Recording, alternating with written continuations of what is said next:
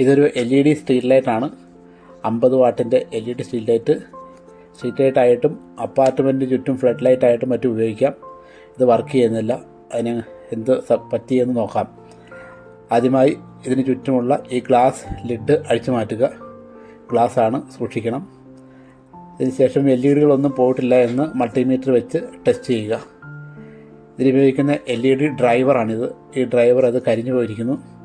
അതിന് മറ്റൊരു ഡ്രൈവർ വാങ്ങി റീപ്ലേസ് ചെയ്യാം. 75 to 80 വോൾട്ട് 50 വാട്ട് 750 മില്ലി ആംബിയറാണിത്. ഇത് റീപ്ലേസ് ചെയ്യുമ്പോൾ മില്ലി ആംബിയർ കപ്പാസിറ്റി ആണ് ഇതിന് പ്രധാനമായി നോക്കേണ്ടത്. അതിന് പകരം 750 മില്ലി ആംബിയറിൻ്റെ 50 വാട്ടിൻ്റെ ഒരു LED പവർ സപ്ലൈ പുതുതായിട്ട് വാങ്ങിച്ചു. 750 താഴെയുള്ളത് വെച്ച് കഴിഞ്ഞാൽ LED ബ്ലിങ്ക് ചെയ്തുകൊണ്ടിരിക്കും.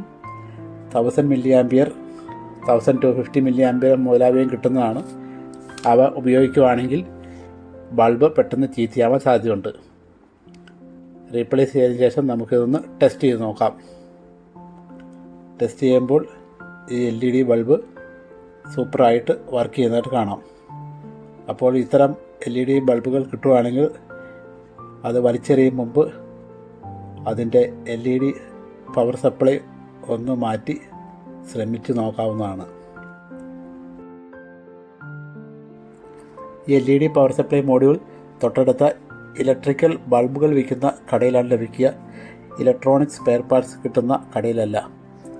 അപ്പോൾ ഒരു ഇലക്ട്രോണിക് വേസ്റ്റ് കൂടി നമ്മൾ റിപ്പയർ ചെയ്തെടുത്തു.